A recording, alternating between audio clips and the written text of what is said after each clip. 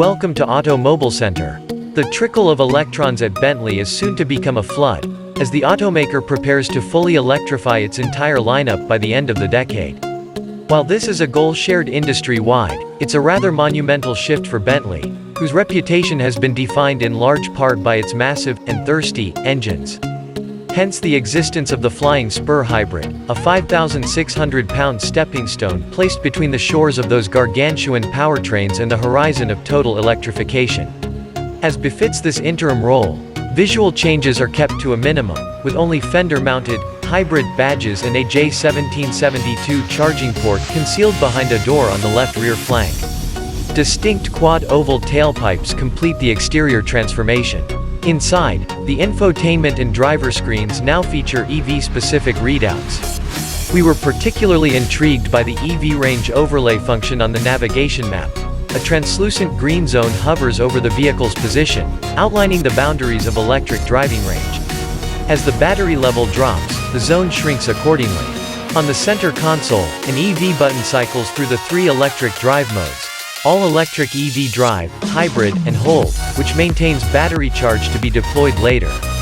The Flying Spur follows in the footsteps of the Bentley, which first tiptoed into the hybrid waters back in 2019 as Bentley's first electrified model.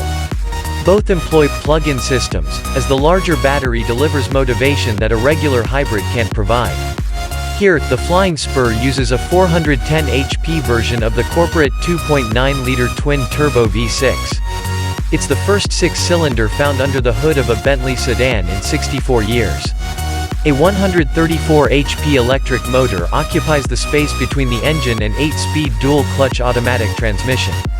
With a combined output of 536 horsepower and 553 pound-feet of torque, the hybrid powertrain delivers numbers that are on par with its rowdier 542 HP V8 big brother. As a result, the hybrid's performance should also be similar, despite a couple hundred-pound weight disadvantage. With both motors singing and all four wheels pulling, the Flying Spur Hybrid should be able to reach 60 miles per hour in 4.0 seconds. We recorded a 3.5-second time for the Flying Spur V8. Top speed is limited to 177 miles per hour, versus 198 for the V8. While Bentley emphasized that the EV system is optimized for urban journeys, it also touted the hybrid's ability to cruise at speeds up to 80 miles per hour in EV drive mode. Official numbers have yet to be released, but we'd estimate the 14.1 kWh battery will deliver about 21 miles of range. Nor are EPA fuel economy estimates available, though one would hope to see them notch a significant gain over the V8's of 15/20 mpg city, highway numbers.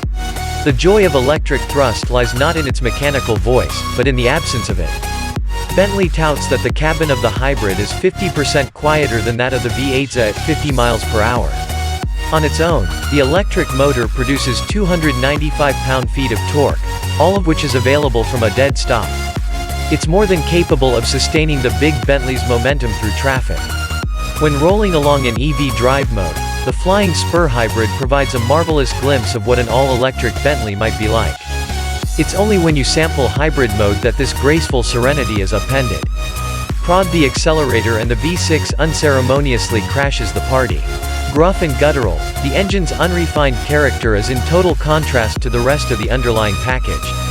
We found its presence to be particularly obtrusive when in hold mode, droning away constantly at what amounted to a heightened idle speed. Occasionally, the gas engine and electric motor jockeyed for position, resulting in a brief hiccup as the computer scrambled to make peace between the two. And a pronounced transition between regular and regenerative braking made it difficult to smoothly modulate to a stop. Keeping the battery charged avoids this morsel of powertrain inelegance. The 7.2 kW onboard charger can fully replenish the battery in approximately 2.5 hours, according to Bentley. We suspect most owners will rely on a dedicated home charger rather than cool their heels at a public unit. That's just as well, as the Flying Spur's charging port placement and substantial length make it challenging to squeeze into crowded bays, as we discovered. Speaking of maneuverability, the Spur's rear wheel steering and the 48-volt active anti-roll bars are not on the options list, as the bulk of the hybrid components now occupy the space normally reserved for them. As a result, you feel every bit of the 125.7-inch wheelbase going through turns.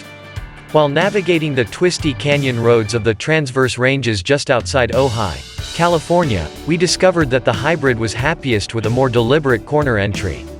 Despite the lack of the active anti-roll system, the rest of the chassis still retains the Flying Spur's improbable sense of dexterity, thanks to the 3-chamber air suspension and adaptive dampers. When the road unwinds, the default Bentley drive mode provides a commendable dynamic balance, though it's a bit floatier than we'd like. Conversely, the dampers in Sport are a tad too choppy. We'd lobby for a setting that split the difference. Bentley Plus, perhaps. In a recent survey of its customers, Bentley discovered that roughly half of them expressed interest in either purchasing a PHEV or EV vehicle.